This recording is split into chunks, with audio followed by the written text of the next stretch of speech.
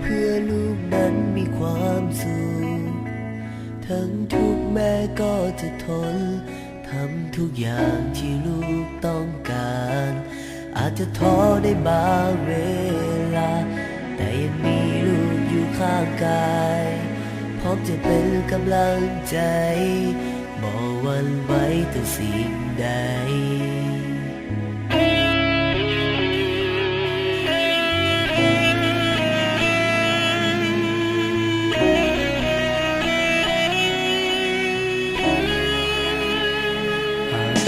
อาทิตย์ยังส่องแสงอยู่ก็พร้อมที่จะต่อสู้ยังมีลมหายใจลูกจะอยู่เคียงข้างเสมอดังนกน้อยที่เลิกบินมีแม่นั้นบินข้างกายบินลอยขึ้นไปสู่กลางเมฆ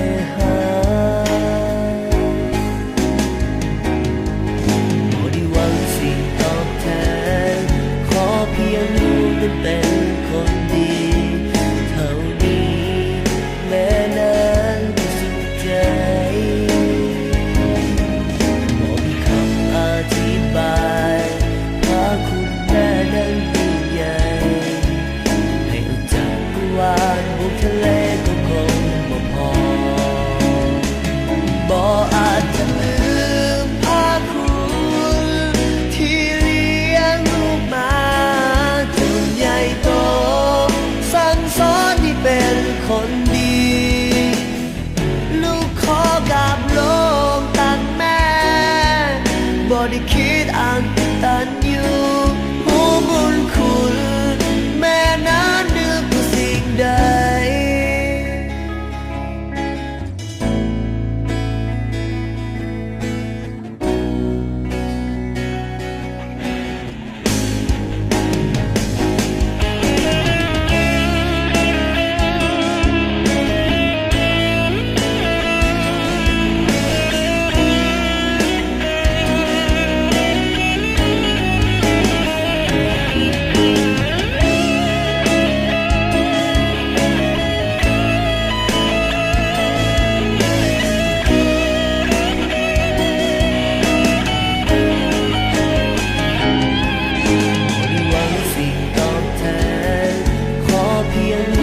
เป็นคนดี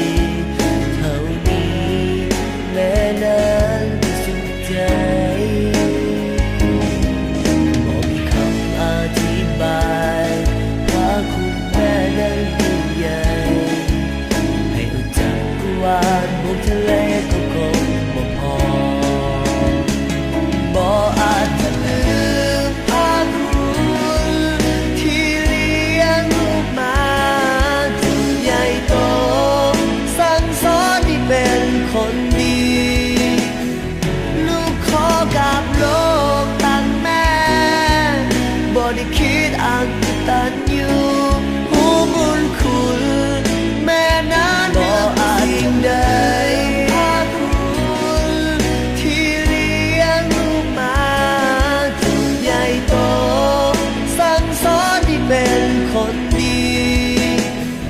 ลูกขอกราบลงตักแม่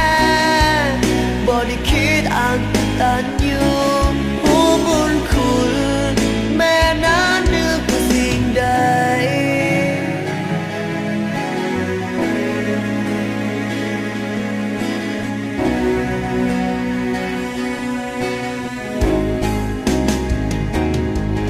บ่ได้หวังสิ่งตอบแทนขอเพียงลูกนั้นเป็น